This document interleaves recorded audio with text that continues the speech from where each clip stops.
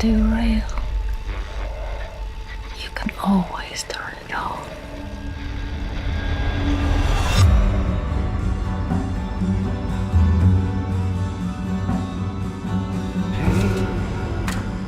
Is the heart of love?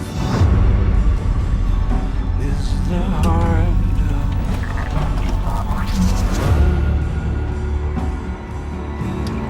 love? Is the heart of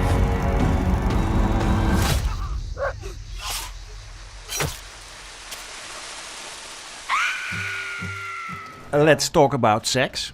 Let's talk about sex. Teenage sex and death, eros and thanatos, flesh and fluids. Did you always know that you were going to close your trilogy on self-discovery with a film about sex? I didn't ever think I would make a film about sex. Sex was terrifying to me until a few years before right now, honestly. When I started work on this film, I was still pretty early in my gender transition. I had sex with one person my entire life, and it was no good because I was repressed and dysphoric and all of the things that trans girls don't really talk about in public because of all of the weird energy around us. Sex only became something that I could enjoy, I think, in the way that one should enjoy sex after transition. What I've learned how to do as an artist and a filmmaker is make films about the great mysteries that I'm exploring in life, whether that be, coming out or learning how to feel good in my body or looking at the world around me and being like, what the hell is going on in this place? Film what you know. Film what you know, or film what you're trying to learn. Because I think that I like to make work from inside questions. I like film as inquiry rather than film as explaining. And this film was very much made from within a period that I think is like, even though it was belated, like a teenage experience, right? I was learning how to be myself sexually in the world for the first time. I know this might sound crazy. I don't want to alarm you. Do you remember a TV show we used to watch together? It was called The Big O Big? Yeah. Do you watch? My youngest son, he's trans, and he really, really, really loved your previous film. I saw the TV Glow. It empowered him, but also it made him extremely sad. How do you think this film will hit him? I hope that this film will make him happy. TV Glow is a film that came out of that moment of figuring out that something really, really deep and potentially catastrophic needed to change in my own life, that I needed to embark on this transition that was going to completely redefine who I was, and that a lot of like my closest relationships and certainly my place in society as I had come to understand it was going to be uprooted forever. And as a film, I believe it to be an empowering film. It's a film that I think takes that the cataclysm of that so seriously and hopefully like expresses it truthfully in a way that other trans people can watch and say, oh, those are feelings that I've never really seen expressed that I too have experienced. That's not universal. Everyone has their own experiences, but that's my hope for that movie, is that people can watch it, and even if what they're looking at is like some of the darker things that they've experienced, they're comforted by seeing them depicted. This film is maybe happier because once you start transitioning, I think, even while as a person, there are a ton of new vulnerabilities and, your status in society is maybe changing.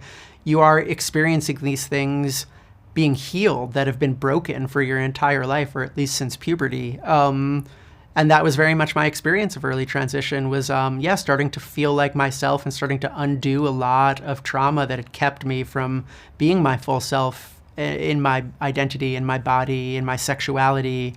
I don't really think we've made movies about that process, and it's a beautiful process. I would say as well that if you look at the three films, in this one the characters are much more confident, unapologetic, and it's also more humorous. Does humor or a sense of humor come with confidence?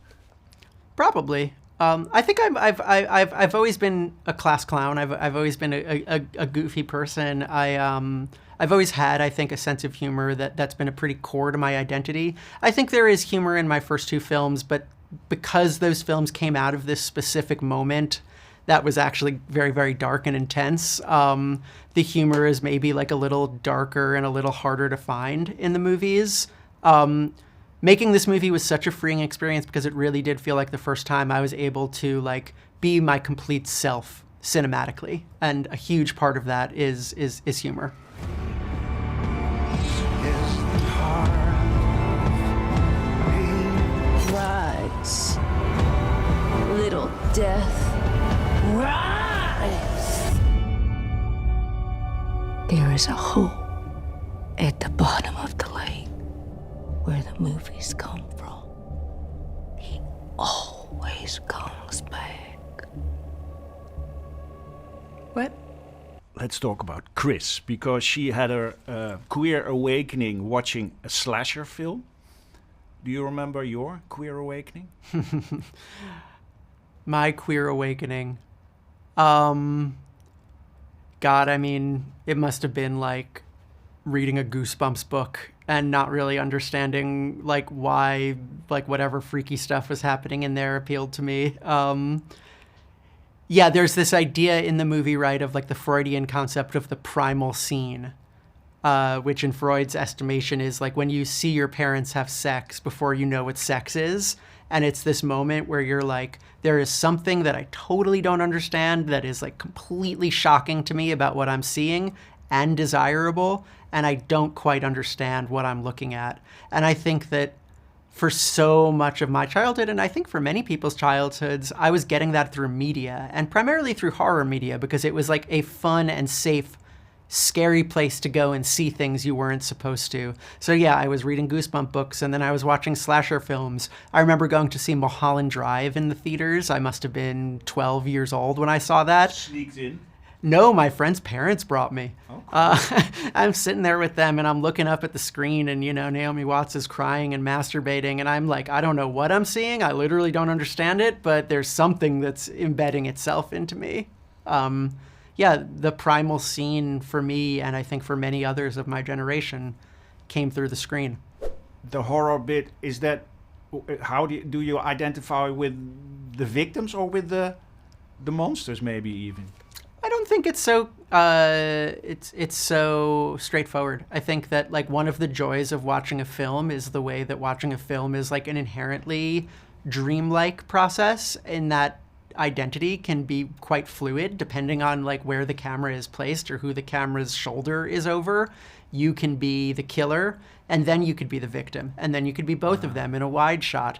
And this going back and forth, I think is a language and like almost a schizophrenia or like a hermaphroditic experience that we all are very used to, because we are watchers of things. We're constantly scrolling and embodying different perspectives all day long. And I think my films are curious about that idea.